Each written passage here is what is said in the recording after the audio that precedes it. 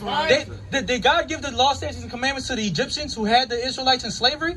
Or did he kill the Egyptians? Because he gave them plenty chances. No, he didn't give them no chance. All praises to the Lord. Akiyam on one accord, cutting heathens up with the sword. Prayer mother 144, feasting on him is a smorgasbord. Yahweh power, Lord of war. Wake our people up more and more. When we aim, we only shoot to score. All praises to the Lord. Akiyam on one accord, cutting heathens up with the sword. Prayer mother 144, feasting on him is a smorgasbord. Yahweh power, Lord of war. Wake our people up more. Yeah, what you saying, bro? What I was saying was, we all come from one, right? From where all nations or whatever supposedly generated and started in Egypt, Africa, right? You can say Africa. Right there. I'd say Africa. So then, no matter what it is, And get second one.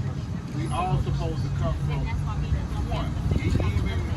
Even the white. I agree with you. We all come from one. If you believe in the biblical storyline, we all come from Adam. I wouldn't say Why? I guess Adam, but whoever. Yeah, because guess what? Because from Adam comes Noah, and we know that Noah came after the flood. He was the only lineage that survived after the flood, so we all have to come from Adam. And Abraham, right? Well, yeah, Abraham comes after, Okay. So and he's the father of many nations. So that's what I was saying. You see what I'm saying? So Look. we all pretty much came from one, and he had kids. right, And they branched out. right. So then, Is there anything more to that story though? He was the father of many nations. He had a bunch of kids. Is there anything else that happens down the line of that story? right. From there, I don't know. And then people make up. That's why you have different forms of the Bible, because people that came with so many. Look. I'm gonna let you know this. There aren't different forms of the Bible. There's different translations. Right. But these translations, they come from source documents. Right. So even if they change one word minusculely, if we study like we're supposed to study the Hebrew, the Aramaic, and the Greek. Right. We're supposed to be scholars in this thing, so we could go to these different translations and see exactly what word was used to translate it from the Hebrew. Right. So what was your point with that? Because a lot of people love to throw that around. There's many translations of the Bible, so I'm not going to pay attention to the Bible. No. Me and his discussion was just that I was saying, well, yeah, I was like, well, all nations pretty much came from, if you break it down. Yeah, but what does that mean? Well, why does that matter? Right, it didn't. That's what I was telling him. That's what I was trying to explain to him. So what's good for him, that's when you were talking about idols. Yeah. Nobody should, no matter what color you is, you ain't supposed to worship an idol. No. Because guess what? If you read the Bible says that God gave these other nations gods for them to worship. It's cool for an Indian, East Indian to worship Buddha. It's cool for an East Indian to worship Vishnu and Hindu, because this Bible is not for them. That's why. If you read the Bible, God identifies himself as the God of Abraham, Isaac, and who?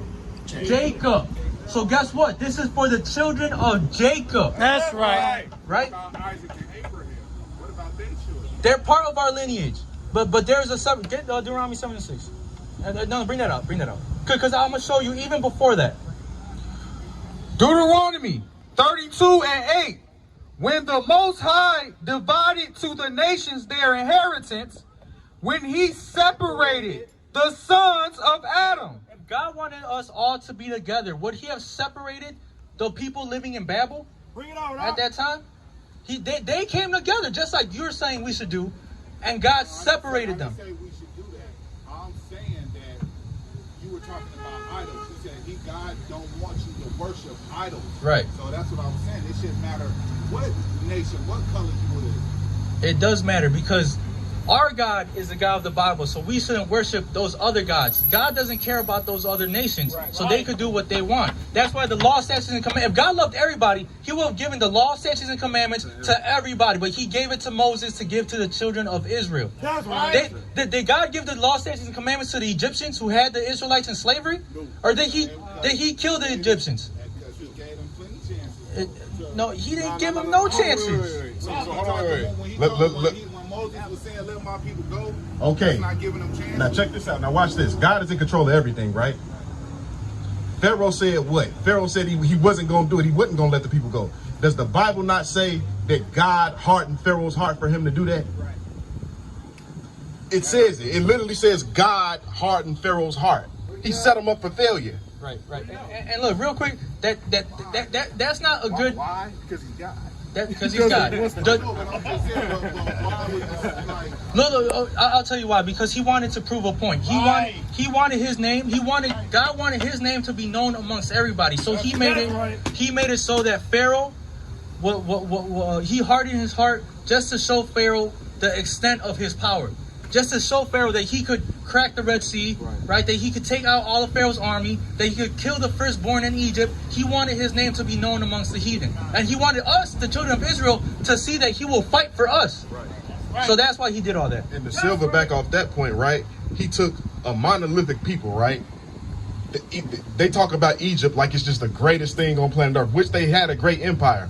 So what more would show my power in the earth is to take the smallest nation, right? The smallest nation of people that are enslaved. I'm going to take slaves and lead a goddamn slave rebellion out of this place over this great people. These people that just wasn't nothing, right? That shows power, man. Right. And that's why these scriptures are... Exodus was written for us as a people to go back and read it and to see the wondrous works that God did for us. Right. But I got a precept. Right. This is Psalms 96:5. For all the gods of the nations are idols, but the Lord made the heavens. Right. So there, it's acknowledging that these other nations have idols, but the Lord of Abraham, Isaac, and Jacob, he made the heavens. He's a true God. He's the one true God. Right? What you got? No, what you got? Second Ezra 5:27. He made one thing. Yeah. Keep on.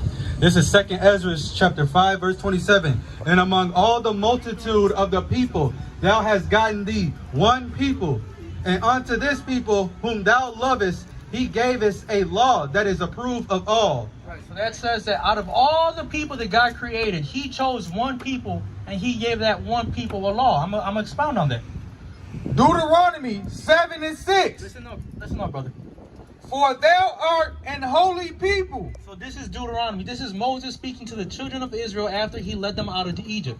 And he's telling them that they are a holy people. If you go into that word holy, all it means is separate.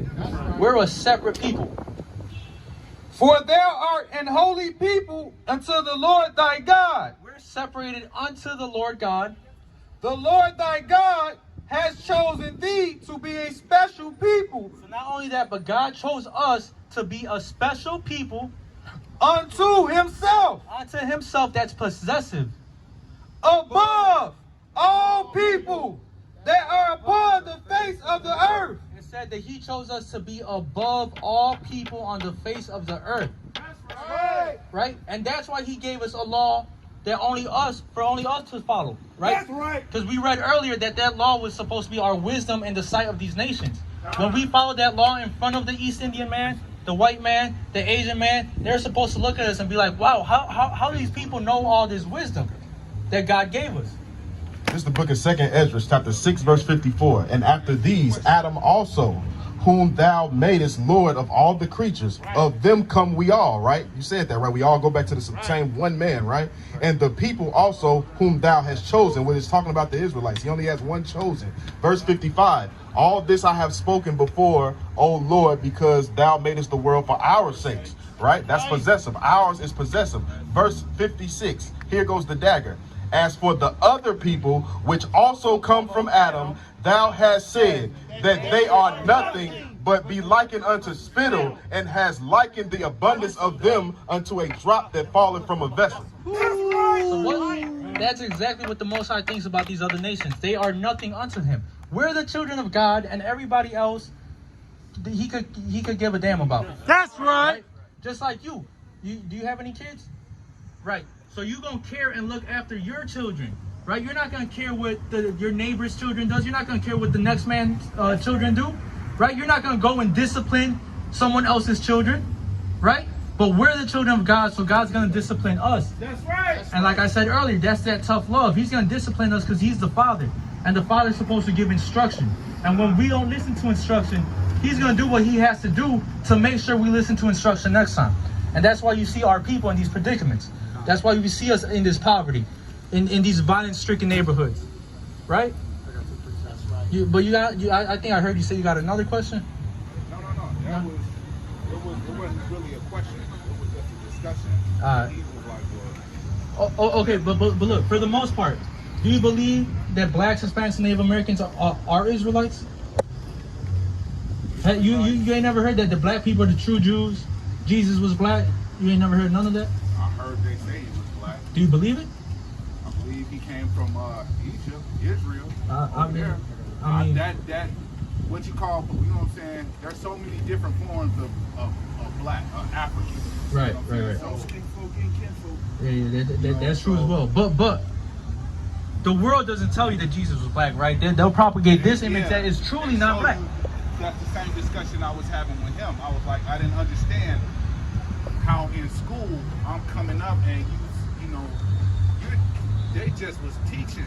Oh, they came and they took this land from the Indians. You know, I'm like, wait, now I'm confused. I'm like, so America, we call it, that's connected to Mexico.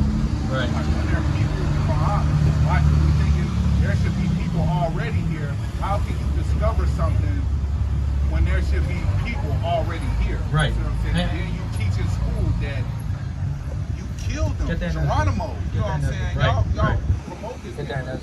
If you really pay attention, y'all killed this man because he wouldn't conform over to y'all way of thinking, of living, but he was here first. Right. And guess what? The Bible teaches us that we were here first, right? We could learn that in 2nd Ezra. And that's such a key thing because guess what? If you have a regular Bible, right? Hold the phone. You took from one nation, though some of us was sold or whatever, however you want to get into it, but for the most part, you took from one nation. And someone hold Revelation 1. I got already slaughtered people who was already here. Right. And enslaved them and give them a reservation. Right. So called it Thanksgiving. Right. I didn't understand that when I was little. Right. So I questioned that. I can explain a lot of that. And we'll start with knowing that there were people on this land before Columbus so-called discovered America. Like I was saying, if you have a regular Bible, there's actually books in most regular Bibles that are missing. If you have a 1611, this is the original King James 1611 version. It's written in Old English, but it has a section of the book called the Apocrypha, right? The books that were taken out of all these other Bibles have 66 books in them. The original 1611 King James version has 80 books in it. So when we read from one of those books that was taken out, this is the history that we get. Bring it out. 2nd Esdras 13 and 40. Those are the 10 tribes which were carried away prisoners. So this is going into the 10 tribes. If you know anything about Israel, we were separated into Northern Kingdom and Southern Kingdom. The Southern Kingdom will be the predominantly black tribes. The modern day African American, right? The tribe of Judah. The modern day Caribbean, West Indies, Jamaicans, right? Barbados, all those people. And then the tribe of Levi would be the Haitians, right? When you deal with the 10 tribes, as it calls them in Ezra's, you're dealing with the predominantly Hispanic tribes, right? You're dealing with Issachar, Zebulon, Ephraim. This is going into the history of those predominantly Hispanic tribes, the tribes that will come over to this land and be called the native and the indigenous of this land. So that's what this is talking about. Keep on. 2nd Esdras 13 and 40. Those are the 10 tribes which were carried away prisoners out of their own land in the time of Osea the king. Right, so it's talking about after the kingdom split and the northern kingdom was in their own land, we were taken away captives by the Assyrians, by Salmanassar. It's going to go into that. Whom Salmanassar, the king of Assyria, led away captive, and he carried them over the waters. And so came they into another land. Right, so we were taken into slavery by the Assyrians, but look what happens. 41. But they took this counsel among themselves, that they would leave the multitude of the heathen. We got fed up with being in slavery, and we came together as a nation, the 10 tribes of the northern kingdom, and we said, we're done with this. We're not going to put up with this slavery anymore. And go forth into a further country where never mankind dwelt. And we went we basically led the slave rebellion, and we left from where the Assyrians had us. And it says we went into a further country where never mankind dwelt. So at that time, we were in the east. And keep on, it's going to expound on that journey. That they might there keep their statutes, which they never kept in their own land. Right, because we wanted to escape so we could start keeping our law, statutes, and commandments again. We realized that we were in slavery, and that, you know what, maybe it's time for us to start keeping these commandments, but we're not going to be able to do it with this other nation ruling over us. And actually becoming one with the nations is going to keep you out of keeping the commandments, right? Because you even see it in the book of the Maccabees, right?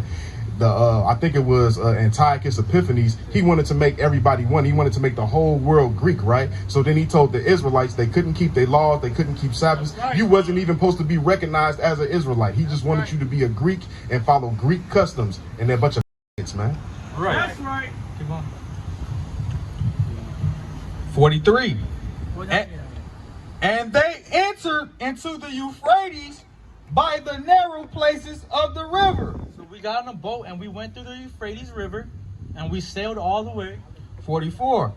For the Most High then showed signs for them. He showed signs for us. He navigated us. And hell stilled the flood. And he made that journey through the waters, a comfortable journey. Till they were passed over. For through that country there was a great way to go, namely of a year and a half. And that's important because, real quick, when dealing with Solomon, Solomon had actually already had contact with this side of the world. Because he had a navy. He had a navy of people who would come, they would gather goods, and they would bring it back to Solomon. It was people coming here, but it wasn't anybody living right, here. Right. It says the we're natives actually lived here. It said never mankind dwelt. So no one was living here. But we knew of this place, right? Solomon at least knew of this place, and he was getting goods from over here. That's why you go into Egypt, there's mummies of pharaohs with cocaine on their teeth. The coca plant is indigenous to this side of the world, to South America. So we know that even the Egyptians were getting goods from this side of the world. But it said that the journey that the 10 tribes took was mainly of a year and a half, right? And that's important because when Solomon sent out his navy, it would take them 3 years to get back, which means they would take a year and a half to get there and a year and a half to come back. So we could also use that to align with what we're going into. Keep on. And the same region is called Asareth. The same region is called Arsareth. So Arsareth, when you go into that word, bring that out. There's an entry in the Jewish Encyclopedia about that word. This is the Arsareth from the Jewish Encyclopedia, the name of the land beyond the great river, far away from the inhabitants of man, in which the 10 tribes of Israel will dwell, observing the laws of Moses until the time of restoration. That's what we just read. According to 2nd Ezra 45, Columbus identified America with this land. Read that again. Columbus identified America with this land. It says that Columbus identified the land Arsareth in 2nd Ezra as America. So we know that these 10 tribes came to the Americas, and they're who you would call the modern day Mexicans, the modern day Central Americans, Puerto Ricans, Cubans. That's who the 10 tribes are. That's how we could pinpoint who those people are, right? Just to silver back off that point, you ever heard the saying that art imitates life, right? A lot of stuff you see in these movies, they get it off of, actual history. If you have time, right, just remember a movie called 1492? Right, 1492. It'll show Christopher Columbus actually going into the Bible and seeing and reading 2nd Ezra, what we just read to you, and finding out where the hell he was coming, and he knew who was here. Right. Right, exactly. He brought Hebrew interpreters over to this land. Right. What the hell you need Hebrew interpreters for if you're not going where the Hebrews are? Right, exactly. So that goes to show that even history corroborates what we're teaching with this Bible. That's right. But real quick, right? I know you got some things to do, so I'm gonna let you off with the image of Christ, because you said that you've heard it before that Christ was black. But let me just read it to you in the Bible, right? Bring it out. Right. Okay. Exactly. So you already know that. So look, if Christ was black, and we know that Christ comes from the tribe of Judah, what does that mean about the tribe of Judah? What does that mean about the Jews? they gotta be black as well, right? Because those are his people. So guess what? That means King David was black. That means King Solomon was black. That means that all the Judites that we read about in the Bible are black people, right? And not just any black people, because like I said, we can specifically identify them as the African Americans, right? The people who went through the transatlantic slave trade, the so-called African Americans, right? Get Deuteronomy 20 and 68. Let me just show you this real quick. Do you know that the transatlantic slave trade was actually in the Bible? It was prophesied in the Bible? Let me show you that real quick. I know they said something about Detroit, but not to the extent of. Nah, look, I'm what they teach, what they was teaching in the schools and things. Right. Look, I guarantee you could go to a school, you could go to a church, you could go to a theologian college. They're not going to teach you none of this. Hey, right? What's the saying? The white man won't treat you right. He's not going to teach you right, right? Right. This is part of Deuteronomy 28. If you know anything about this chapter, the 28th chapter lists a list of blessings and a list of curses. After 15, it's all lists of curses. This is the last curse, 28 and 68. It's saying that if we don't listen to God and keep his commandments, that he's going to bring us into Egypt again. Real quick. This is Exodus chapter 20, verse 2. I am the Lord thy God, which have brought thee out of the land of Egypt, out of the house of bondage. When it says Egypt in this scripture, it's alluding to the history that the Israelites were in slavery in Egypt. The Egyptians had us in slavery. They had us in hard bondage. So this is basically letting us know that God is threatening us. This is a curse. He's saying, he's warning us that he's going to bring us back into Egypt, back into slavery again. With ships. With ships. By the way whereof I spoke unto thee, thou shalt see it no more again. And that's God letting us know again. This isn't the Egypt that I just told you about. This isn't the Egypt that I just took you out of. This is going to be a different Egypt.